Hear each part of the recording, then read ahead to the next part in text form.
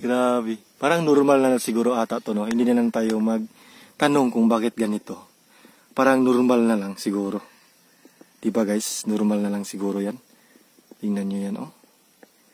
Grabe. Mamangha po talaga kayo.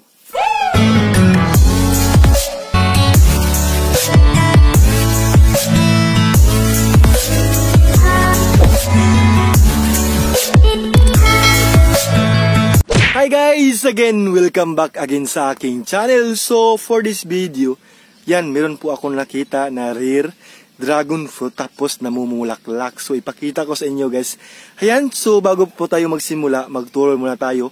Ipakita ko muna sa inyo yung dragon fruit namin dito. Kung ano na, o i-update ko kayo guys. So, ayan po more videos all about dragon fruit. Yan, isubscribe nyo po ako. Tips may one word lang po yan. At saka, i-click nyo po yung bell para updated kayo sa iba ko pang tips. At saka, lifestyle videos. Yan, so, ano pang hintay natin? Let's go, mag-tour muna tayo. So, tara! Ayan. So, dito tayo magsimula guys, no? So, kasi start na naman nilang yan, no? So, today is July 18, yes. Yan, no? So, mayroon na namang nag-fruiting. So, parang June tatay, no? Oh, June pala guys. So, June 18, 2021. Ayan, so update tayo, no? Ayan guys. So, ang dami na naman namin haharbisin yan. Nag-fruiting na naman. Yan, no? Wow. Wow na wow po talaga. Until doon, patungo pa tayo doon sa itaas. Yan. Wow. You know, ang dami. Tingnan nyo yan. So, itong mga batch na to, ito is sa mga 3rd week of July po. Pwede na ata yan ma-harvest. Yan, tingnan na lang natin. Kasi, i-update ko naman po kayo kung kailan ito ma-harvest. Yan. Yan. Mga kulay green pa. Ito naman yung kuan. Yan. So baguhan pa namin ito na lampasan ni tatay. So dito ako magmower guys kasi magmower ako mamaya pagkatapos kong mag-take ng videos. Yan, so dito tayo. Yan, oh. Wow. Grabe talaga guys. It's a blessings po talaga. Mayroon naman kaming mahaharbisin mga 3rd week of July. This coming 3rd week of July guys. Take note yan sa mga suki namin dyan. No, sa palaging bumibili ng mga dragon fruit namin. Maraming salamat po. Hindi dito tayo. Si Tatay Andres, yung ginagawa ni Tatay is binabalutan niya yung mga malapit ng mahinog. Tingnan nyo. Huh? Hi guys. Tingnan nyo yan. No? Sinunaan daw guys. Sinunaan niya ito, no? Tugnaw. Malamig. Malamig daw. Kailangan na lagyan muna natin ng plastic para hindi kagatin ng ibon. So yan lang po yung temporary namin. Kasi nga, nag-order ako sa aking amo. Yung net, kailangan po talaga yung net. Yan, oh. Kasi yung net po talaga is one of recommended po talaga. Yung net. Yan, si tatay. Pahak? Saan anak tay? Yan o, may pahak daw. Kinakagat lang naman ng ibon. Pag hindi talaga namin mabalot, kakagitin po talaga ng ibon. Tupas tayo, oh. Mayroon din. Kaya nga. Sayang na sayang, no? Kasi nga, prutas na yan, eh. Yan, oh. Plastic lang po yung pinabalot namin kasi wala pa kami yung net. Nag-request pa kami tapos ginagawa pa. So yan lang po yung temporary. Sayang mo, sana malaki sana. Pusta na tayo. Kaunon gani kunya. Gusto na ato na timanan. Kay usba na pud na. No? Mas tatay nagbalot ng dragon fruit yung ginagawa niya. Yan, so punta na lang ako dun. Kasi magtiwas pataog to, ha? Tay? Oh. Ha?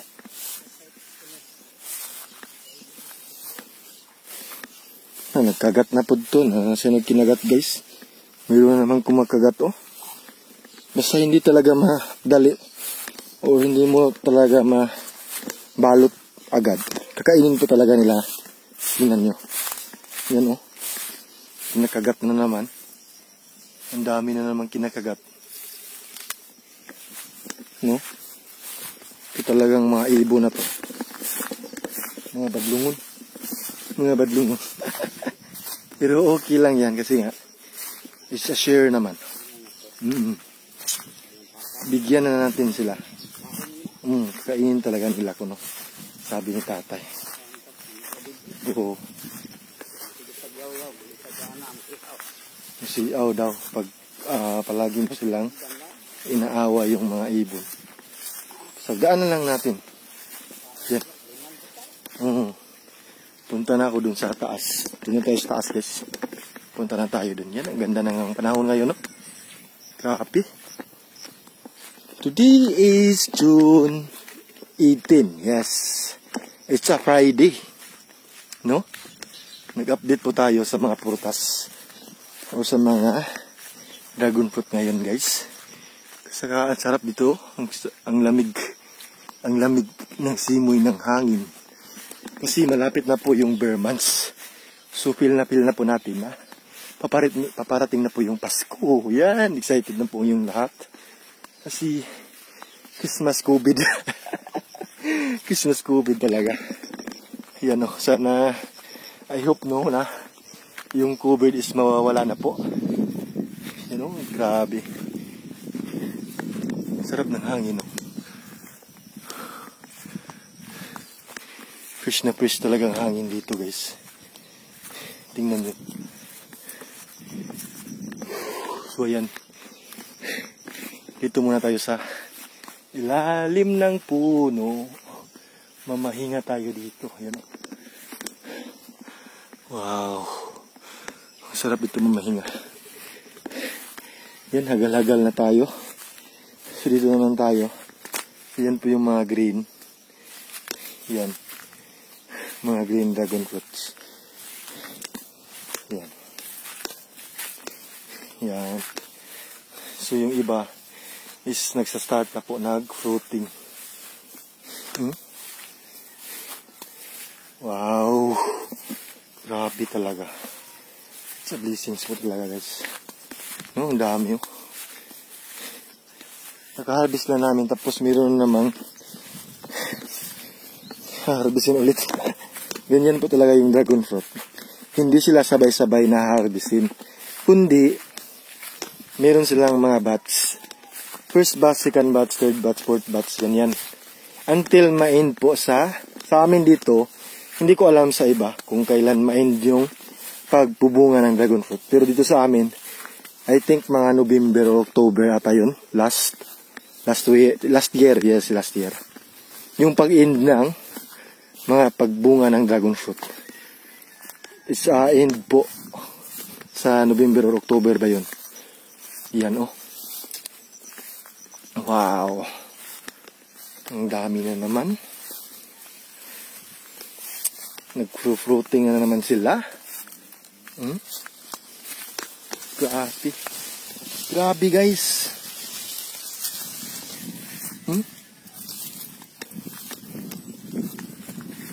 Meron pa yan. Marami pa yan dito. So, ipakita ko sa inyo.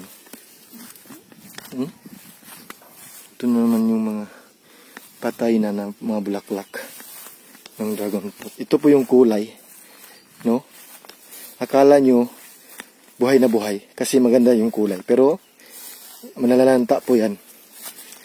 So, pag kulay green, yan po yung mga healthy na dragon fruit flowers. Yan. Ito tayo. Yan, oh. Wow.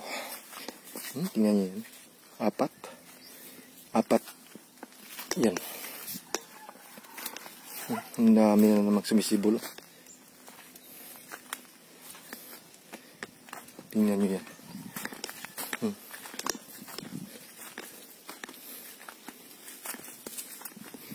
Meron kaming pinya dito. Hindi na namin ginagalaw. Baka mamunga yan this year. Yan guys, so dito tayo. Wow! Ang ganda po talaga. Ang dami. Parang aabot din ito ng mga 400 kilos siguro guys. Mamaharvest namin. Or 300 to 400 siguro. Maharvest namin this coming July. 3rd week of July siguro. Or last week, ganyan. You know? Grabe. Ang daming bulaklak. Namumulaklak pa yung iba. Ang iba is nagfo-fruiting pa. Yan, nagfo-fruiting. So, yung iba is namumulaklak na. Yan. Yung giso. Wow. So, maya-maya, malapit na tayo matapos mag-tour. Is pupuntahan po natin yung ating rare dragon fruit na namumulaklak. Kakaiba po talaga, no? Kasi makikita na natin yung dragon fruit na rare na namumulaklak siya. Kasi last time yung dragon fruit 3 rares natin is nakita natin yung nag-harvest kami na malaya namin. Pero ngayon nakita ko na talaga. Ipakita ko sa inyo din kung ano yung hitsura niya.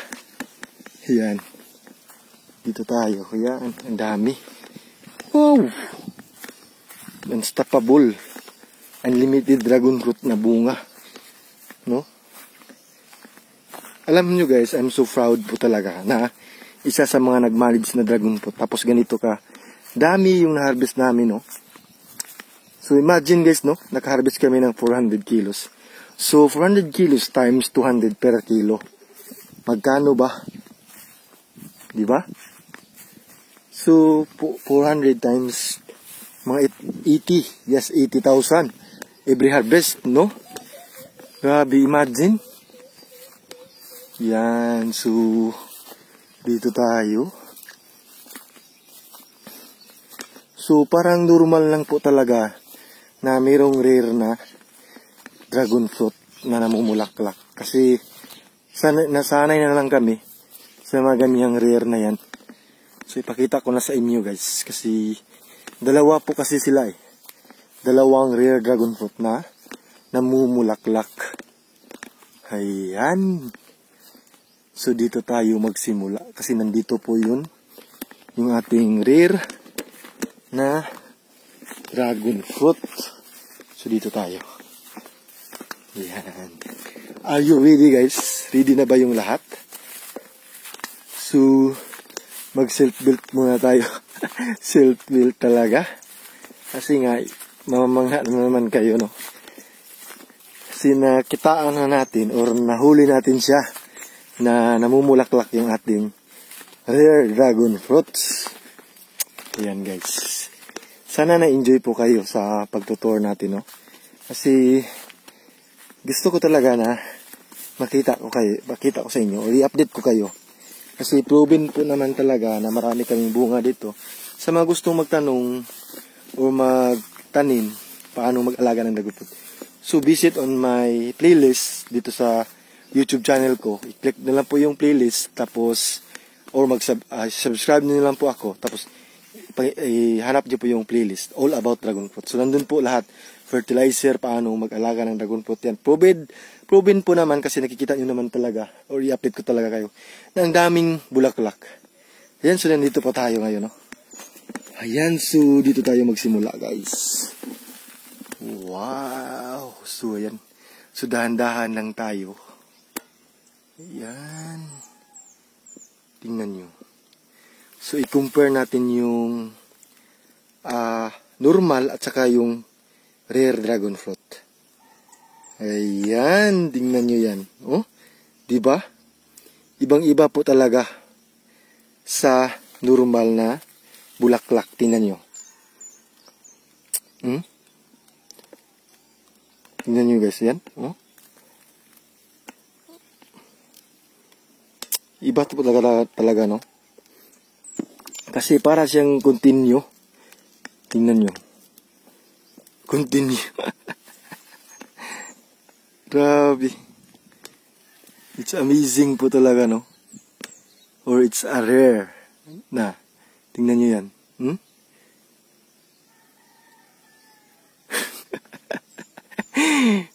Matutuwa talaga kayo. Or hindi ko alam kung anong yung masasabi ko, no? Kasi parang Joker. Parang nakakatawa siya, pero rare po talaga.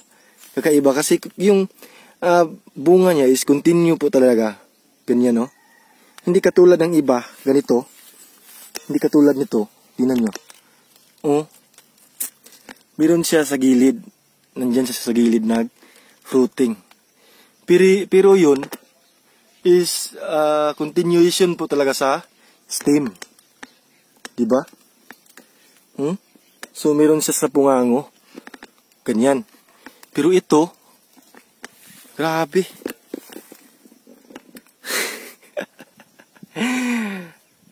Kuwang-kuha niya talaga yung stem, no? Tingnan nyo. Namumulaklak pa talaga.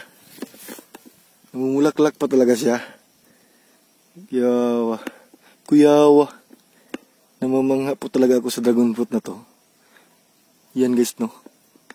So, ito po yung first. So, puntahan po natin yung ating second na dragon fruit na rare na namumulaklak. So, dito tayo. Yan guys, no, nakita niyo naman yung first natin na rare na dragon fruit. Kakaiba. Mamamangha ka talaga. So, dito tayo sa second natin na dragon fruit rare. Kakaiba to. By Tips Me You. Yan, so nandito po. Nandito siya. Nandito siya guys. Yan. Yan, so are you ready sa second natin na rare dragon fruit na namumulaklak? Kasi nga guys, napansin ko talaga ito kasi araw-araw akong mag-tour. O libutin ko po itong lahat ng farm sa umaga para makita ko kung ano na yung update. So napansin ko, kasi nga na hindi na tayo mamamangha kasi pamilyar na po natin yung mga ganyan na rare na dragon fruit kasi nakita na tayo ng 3. Yung last video ko, yung rare na 3. So, dito po tayo. Ayan. So, nandito yun. Diyan. At ito na, guys. Ito na siya. Tingnan nyo. Kakaiba po talaga siya, oh. Tingnan nyo yan. Kakaiba sa ibang dragon fruits. Yan. Hindi ba? Kakaiba siya. Sa kaysa ganito. Tingnan nyo. Very rare po talaga. Talagang talaga, no? Yan, no? Naglabyo-labyo pa si Mano. Namumulaklak pa talaga siya, guys.